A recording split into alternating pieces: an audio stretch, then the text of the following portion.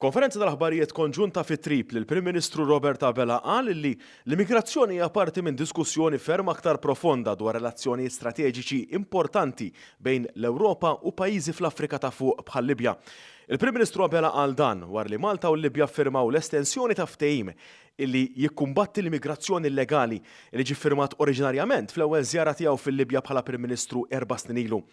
Dak il-ftehim oriġinarjament wielet meta ħadd memmen fih fl-2020 meta f'pajjiżna kellna kriżi tal-pandemija illi illa tagħha bdiet tiġi multiplikata b'wasliet ta' dajjes wara dajjes ta' immigranti, persuni infettati bil-COVID fuqhom waqt li l-portijiet tagħna kienu magħluqin. Dakinhar fittixna soluzzjonijiet minkejja li kulħadd qalilna m'hemm soluzzjonijiet. Ġejna l-Libja flimkien mal-Ministru għall-Intern Byron Camilleri, fittixna s-soluzzjonijiet mal-Gvern Libjan ta' dakinhar, konna waħedna u kien il-Gvern Libjan li jenna u sibna soluzzjonijiet li rajna li fl-2020, anzi fl-2021, 22, 23 u fl-ewwel nofs ta' din is-sena kellna wasliet li naqqasnihom b'mod rekord kumparat ma' snin preċedenti. Ma' TVM News il-Prim Ministru qal iżda li l-isħubija bejn Malta u l-Libja għandha tkompli timraħ lil l-immigrazzjoni għal setturi oħra bħall-enerġija. L-impenni tal-Prim Ministru fil-Libja bdew b'laqgħa bilaterali mal-Prim Ministru Libjan Abdul Hamid Bejbah.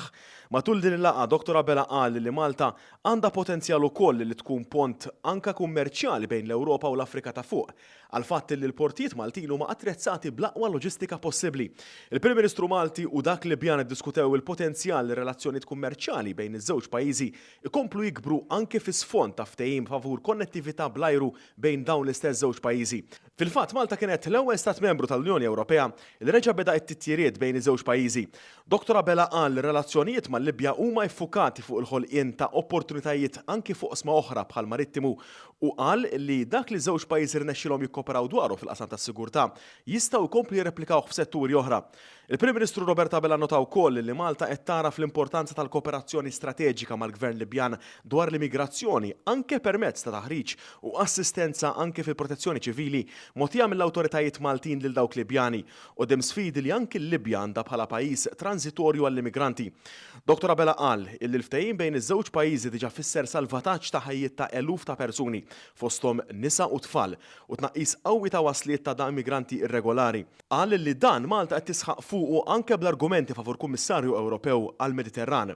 Jakkumpanjaw lill-Prim Ministru Robert Abela fil-laqgħat fi Tripli hemm il-Ministru għall-Għawdex u l-Ippjanar Clint Camilleri, il-Ministru għall-Intern is-Sigurtà u x-Xogħol Byron Camilleri, is-Segretarju tal-Kabinett Ryan Spanjol u l-Kap tas-Segretarjat fi ħdan l-Uffiċċju tal-Prim Ministru Mark Malija.